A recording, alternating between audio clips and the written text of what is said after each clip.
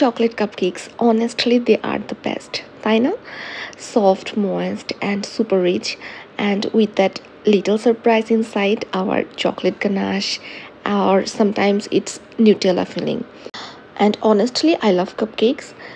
And interesting হচ্ছে যে কখনো দুইটা কাপকেক না এক্স্যাক্টলি সেম হয় না। আপনি চাইলেও দেখবেন যে আইদার একটাতে একটু বেশি ফ্রস্টিং থাকে, অন্যটাতে একটু বেশি ফিলিং থাকে।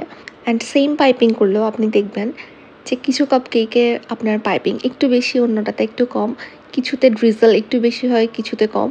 সো দেখা যায় আপনি সেম কাপকেক মেক করলেও প্রত্যেকটার কিন্তু ইন্ডিভিজুয়াল একটা পার্সোনালিটি থাকে।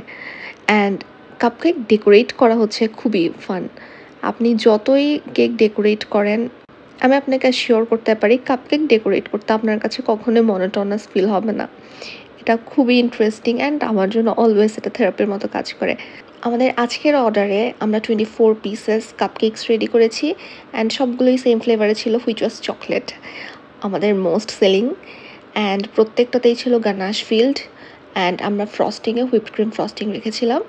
আর কাস্টমারের জাস্ট একটাই রিকোয়ারমেন্ট ছিল, বেসিক ডিজাইনের মধ্যে জাস্ট পিঙ্ক অ্যান্ড ব্লু কালারে হবে। সো আপুর রিকোয়ারমেন্ট দেখে আমি অ্যাজিউম করে নিয়েছি যে এটা বেবি শাওয়ারের জন্য ছিল। বাই দ্য ওয়ে, আমাকে অনেকেই বলে কাপকেকস হচ্ছে কাইন্ড অফ একটা মিনি কেক, যদিও বা আমি ব্যাপারে একটু ডিসঅ্যাগ্রি করি। সো আপনাদের থটস অবশ্যই জানাবেন যে আপনাদের কাছেও কি তাই মনে হয়।